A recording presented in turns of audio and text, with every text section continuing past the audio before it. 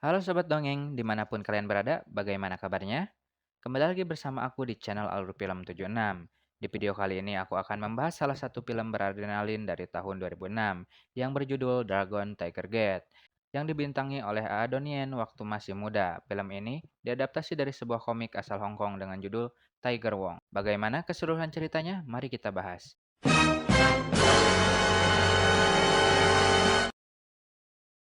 Film berlatar di masa ketika perguruan bela diri dan kelompok preman sedang dalam masa puncak kejayaannya. Kisah diawali dengan memperlihatkan sebuah restoran yang dipenuhi oleh para preman. Dengan adanya si bos preman itu sendiri yang sedang menunggu kedatangan seorang wanita yang bernama Rosa, yang merupakan messenger atau pembawa pesan dari sang pemimpin tertinggi dunia kriminal, yang datang untuk memberikan sebuah pelekat emas sebagai simbol persaudaraan atas kerjasama mereka selama ini. Masih di restoran yang sama, kita akan diperkenalkan pada seorang pemuda yang bernama Tiger Wong, yang bermaksud untuk makan bersama teman-temannya. Mereka cukup terkejut melihat begitu banyak preman yang memenuhi setiap sudut restoran ini. Tak ingin cari ribut, Tiger pun mencoba untuk tidak memedulikannya, fokus makan dan ngobrol dengan teman-temannya. Tapi tiba-tiba muncullah beberapa preman kroco yang bermaksud menagih utang kepada sebuah keluarga kecil yang sedang makan. Dan kebetulan ada seorang anak kecil di meja tersebut. 大師兄，唔好理佢哋啦，佢哋馬坤人嚟噶。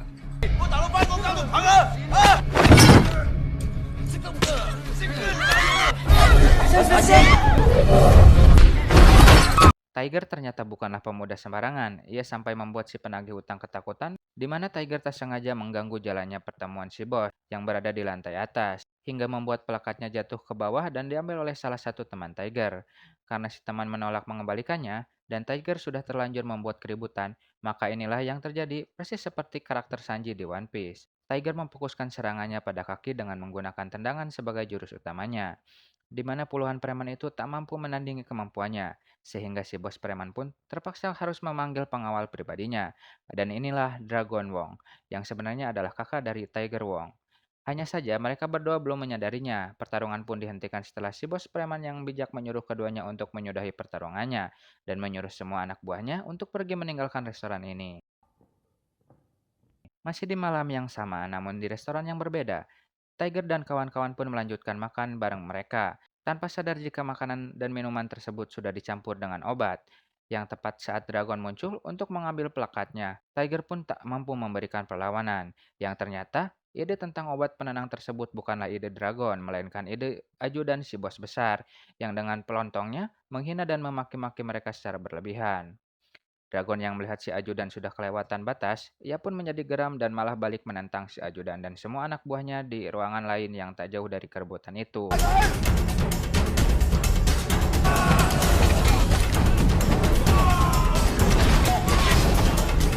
Dan ada seorang pendekar ahli nunchaku bernama Turbo, yang kebetulan sedang makan dengan tenang tanpa terganggu oleh keributan di sekitar. Awalnya Turbo tidak mau ikut campur, tetapi ketika meja makannya hancur dan nunchakunya terlempar, ia pun segera bangun.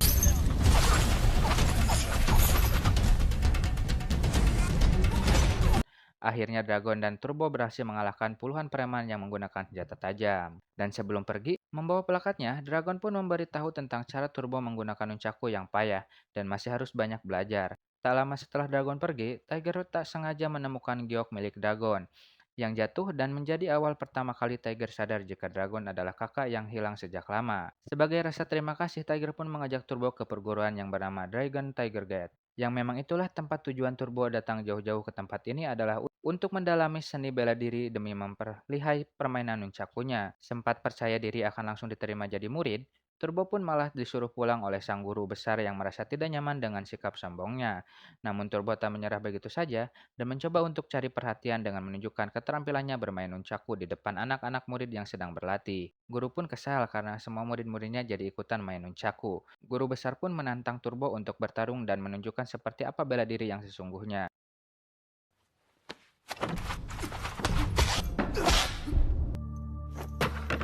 Sempat putus asa dan terbesit pikiran untuk pulang. Turbo pun kembali menemui si guru besar untuk jujur menceritakan tentang codet yang terdapat pada wajahnya. Mendengar kejujurannya, si guru besar pun akhirnya simpati dan menerimanya di tempat ini, dengan syarat untuk melakukan pekerjaan rumah tangga seperti bersih-bersih dan lain-lain. Kembali lagi ke Dragon. yang sedang berdoa di kuil. Muncullah Tiger yang datang untuk mengembalikan gioknya sekaligus mengungkapkan kebenaran tentang hubungan mereka berdua, yang merupakan kakak beradik. Lantas teringatlah keduanya dengan masa lalu mereka ketika masih kecil yang terpisah sejak kematian ibu mereka. Tak lama setelah Dragon pergi muncullah seorang gadis bernama Yuli, yang merupakan anak dari bos preman, yang kebetulan ikut berdoa bersama Dragon di kuil.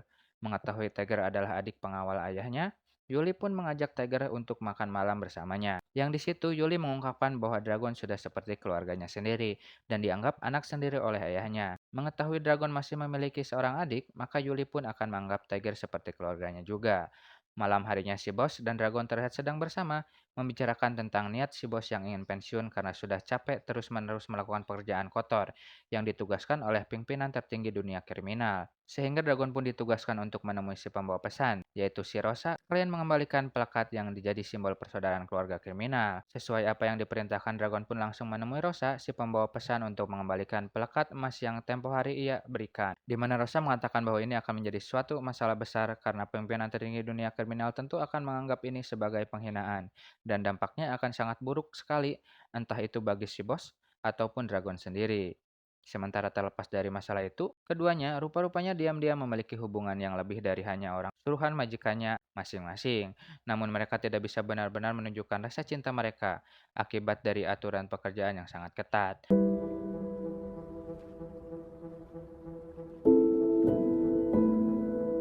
Beberapa hari setelah si bos menyatakan pensiun dan angkat kaki dari dunia kriminal, dia terlihat baru saja selesai menemui Yuli, putrinya, bermain baseball dan menyuruhnya untuk pulang duluan. Dan tak berapa lama, lampu tiba-tiba mati. Dan muncullah beberapa pendekar utusan pimpinan tertinggi kriminal termasuk si ajudan yang sudah khianat dan bergabung bersama mereka di mana para pendekar yang jago dan banyak. Mereka pun dengan mudahnya mengeroyok seorang pria tua yang sedang sendirian. Tepat saat Yuli kembali ke lapangan dan menyaksikan ayahnya dipukuli oleh mereka semua, kemudian muncullah Dragon yang datang terlambat, yang dengan hanya bermodalkan tongkat, Dragon pun berhasil menjatuhkan para pendekar termasuk si ajudan seorang pengkhianat.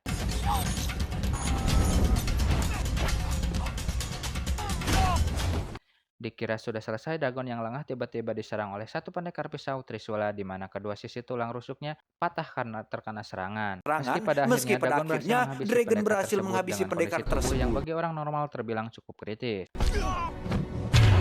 Dragon masih bisa menggendong Yuli dan membawa ke perguruan Dragon Tiger Gate untuk dititipkan di tempat tersebut. Sementara Dragon sendiri, yang kondisinya sudah sekarat, memilih pergi ke kebun dan berbaring di atas rumput dan alang-alang. Untuk pertama kalinya, kita akan melihat wajah dari pimpinan tertinggi dunia kriminal, yang bernama si Bumi, yang ternyata menggunakan topeng untuk menutupi wajahnya. Rosa sendiri terlihat baru tiba di sana membawa sebuah kabar buruk tentang kekalahan para pendekar terbaiknya oleh Dragon yang diketahui merupakan anak dari salah satu pendiri perguruan Dragon Tiger Gate. Untuk itu, si Bumi pun turun tangan langsung mendatangi perguruan Dragon Tiger Gate dengan membawa papan nama perguruan miliknya sendiri, di mana Turbo yang kebetulan ada di sana pun mencoba menghadapi si Bumi sendirian. Tetapi Turbo pun langsung tumbang karena kemampuan bertarungnya masih jauh di bawah level si Bumi. Sehingga guru pun dengan cepat menyerangnya menggunakan pedang yang dengan begitu mudahnya dapat ditahan oleh si Bumi menggunakan tangan kosong. Saat si guru sedang terdesak, itulah muncul Tiger dengan jurus tendangan seribu bayangannya. Namun Turbo dan Tiger pun harus melihat guru mereka diseret dan dilempar sehingga tertimpa papan nama yang terbuat dari besi. Di mana si Bumi yang suka main game Tekken pun berkali-kali memukulinya hingga si guru pun pingsan saat itu juga. Sementara itu, Dragon yang sekarat pun ditolong dan diobati oleh Rosa. Ia menjelaskan bahwa si Bumi telah mengetahui hubungan mereka berdua dan sempat menyakiti Rosa yang menyebabkan tubuhnya mengalami cedera parah dan harus menemui ajalnya tepat di hadapan Dragon yang sedang tak berdaya.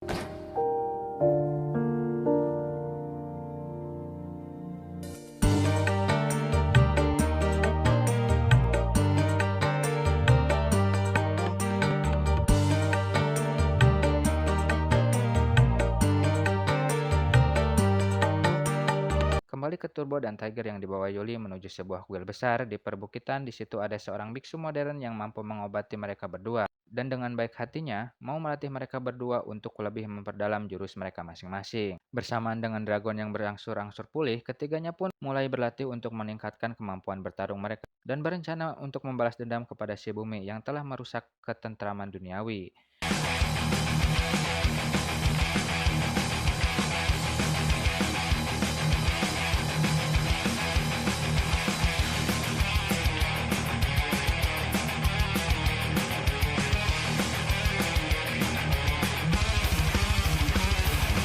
1 bulan berlalu, Turbo dan Tiger akhirnya sembuh total di mana si biksu modern memberikan sebuah hadiah spesial khusus untuk Turbo yaitu berupa sepasang nunchaku yang terbuat dari batu walungan.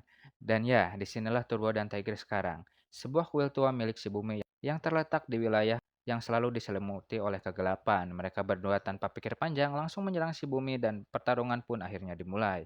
Berkat pelatihan di kuil biksu, level bertarung Turbo dan Tiger pun lumayan mengalami peningkatan, yang membuat si bumi sempat terpental.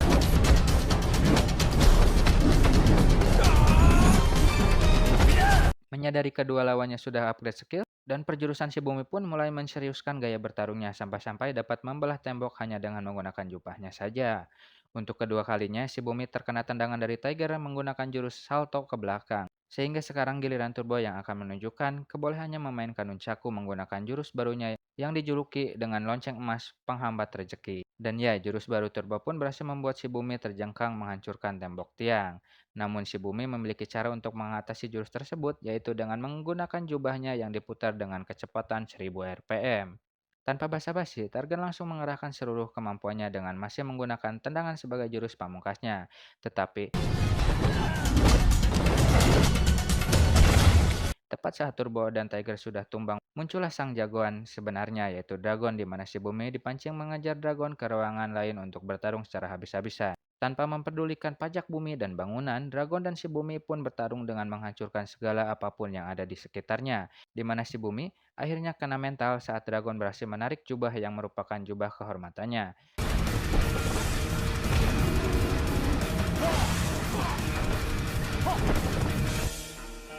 Setelah berkali-kali diserang tanpa bisa melakukan perlawanan, si bumi pun berhasil mengunci Dragon dengan jurus jepitan ala Swedia sehingga atas dasar cinta dan kehormatan Dragon pun berhasil membalikkan posisinya yang membuatnya dapat menggunakan jurus terakhir yaitu rentetan pukulan serius.